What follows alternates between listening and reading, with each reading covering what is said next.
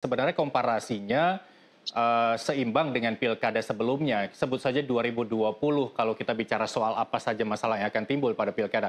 Tapi paling tidak pada penyelenggaraan pilpres kemarin kita juga bisa memetakan yang berpotensi menjadi masalah juga pada pilkada nanti. Kalau menurut catatan Anda, kalau head to head-nya pada pilkada 2020 dan juga mungkin penyelenggaraan pilpres kemarin, apa yang menjadi catatan Anda masalah yang kemungkinan akan kembali terjadi pada pilkada 2024 ini?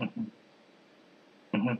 Ada tiga apa yang akan menjadi potensi ya. Ada potensi berulang tapi bisa jadi ada koreksi. Eh, Terkait dengan pilkada, sekaligus juga evaluasi pemilu Februari kemarin ya.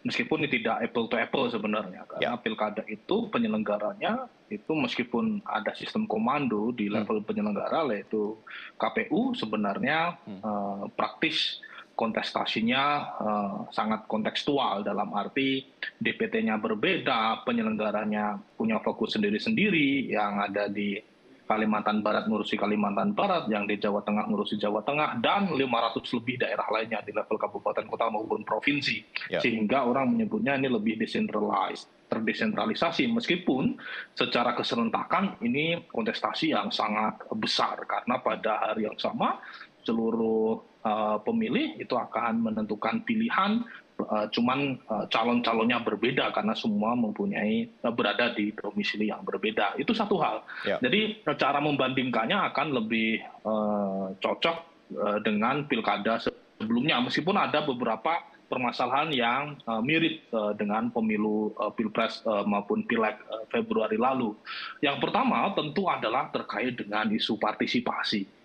Jadi gini Mas, ada beberapa kasus sebenarnya partisipasi itu tidak, angka partisipasi yang orang menyebutnya 70%, ada yang 80% dan seterusnya dari total DPT, sebenarnya pada satu sisi memang terkait dengan pemilih. Jadi ada teori soal perilaku memilih, mereka tidak datang ke TPS karena ada pekerjaan, mereka bergerak di level di sektor informal sehingga lebih narik angkot misalnya atau berjualan daripada ke bilik suara dan seterusnya, macam-macam ya. Meskipun 27 November nanti di hari H pemungutan suara itu libur nasional karena pilkadanya serentak. Nah, tapi terkait dengan partisipasi ada problem terkait dengan administrasi. Jadi saya kebetulan juga melakukan riset juga ya, di 2020 itu kalau nggak salah ada 200-an kabupaten kota provinsi. Nah itu masalahnya terletak pada tidak cocoknya nama-nama atau DPT, sehingga jumlah yang muncul di hari H sebenarnya orangnya memang tidak ada. Ya. Jadi tidak terregistrasi secara akurat. Jadi misalnya orang yang sudah pindah domisili, sudah lama atau sudah meninggal itu masih tercatat di DPT. Sehingga dia akan menjadi bilangan pembagi yang tidak akurat, sehingga persentasenya, partisipasinya menjadi sangat kecil karena seolah-olah DPT-nya ribuan tapi ternyata ratusan real di lapangan. Nah itu yang kemudian menjadi output. Misalnya dulu di kota Medan ya, sebelum Bobi terpilih di pilkada sebelumnya itu hanya 30-an% partisipasinya. Tapi ketika kita telusuri ternyata cukup banyak pemilih nama-nama DPT yang sebenarnya memang sudah tidak domisili di sana. Meskipun tentu ada faktor lain tadi ya, perilaku memilih ya, soal cost of voting. Jadi dalam teori textbook menyebut orang tidak mau mengeluarkan biaya dalam bentuk apapun, waktu, energi, maupun cost material dibandingkan mereka harus datang ke TPS. Jadi ada teori soal cost. Nah, tetapi ada perihal terkait dengan isu administrasi, yaitu ini baru satu soal partisipasi. Nah, itu terjadi di pilkada karena bisa jadi sistemnya tidak terpusat. Nah, tapi saya ingin menggarisbawahi, pilkada ini diselenggarakan di tahun yang sama dengan pemilu nasional, sehingga seharusnya daftar pemilih tidak jauh berbeda, bahwa ada mobilitas penduduk ya, ada mortalitas dan seterusnya, yang angka-angka yang mempengaruhi variabel yang mempengaruhi angka populasi pemilih itu mungkin, tapi saya pikir persentasenya tidak terlalu jauh kecuali selisih beberapa tahun dari DPT nasional ya, karena kita KPU daerah saya pikir akan menjadi mengacu pada DPT nasional yang digunakan di Februari lalu. Nah, sementara problem kedua, dan ini menjadi klasik, terjadi hampir di seluruh pemilu, termasuk pemilu nasional ya, Pilpres maupun Pileg, dan juga Pilkada, dan ini terjadi bukan hanya di Indonesia, banyak di negara demokrasi baru atau negara berkembang, yaitu adalah clientelistic vote yang kita sebut sebagai vote buying atau money politics, ya, politik uang. Nah, itu saya pikir akan muncul ya. Saya tidak mengatakan bahwa itu hal yang wajar, tetapi sebagai peneliti ya, sebagai orang yang menggeluti di isu ini, saya pikir itu menjadi fakta yang sulit dihindari.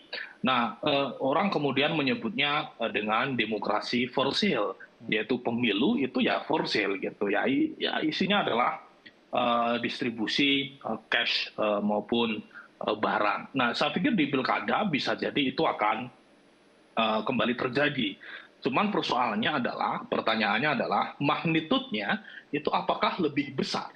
Jadi distribusi money politics, vote buying, ya, jual beli suara, magnitudenya, besarannya, atau volumenya, atau persentasenya, apakah lebih besar dibandingkan misalnya pemilu nasional.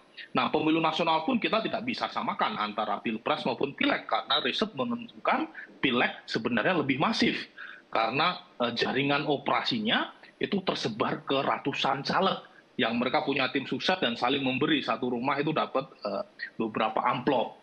Nah, di pilkada itu sebenarnya hanya diikuti ya paling tidak maksimal 4, paling banyak sekali 5, karena syarat pencalonan adalah 20%. Meskipun ada potensi calon independen ya, biasanya ya sekitar 5 lah, 5 ya, meskipun rata-rata ya min atau angka rata-rata pasangan biasanya antara 3 atau 4 ya, yang 2 juga banyak.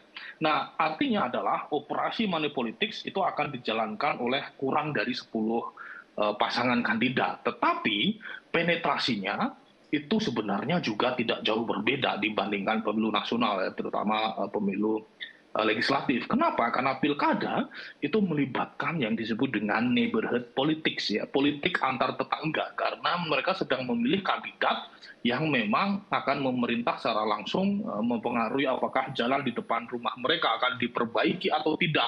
Misalnya, apa gedung sekolah akan diperbaiki, atau misalnya kebijakan lain yang sifatnya direct ya, karena kabupaten kota terutama itu sudah mempunyai otonomi ya sejak 2005 ya, pilkada secara langsung kita dilaksanakan sejak 1 Juni 2005.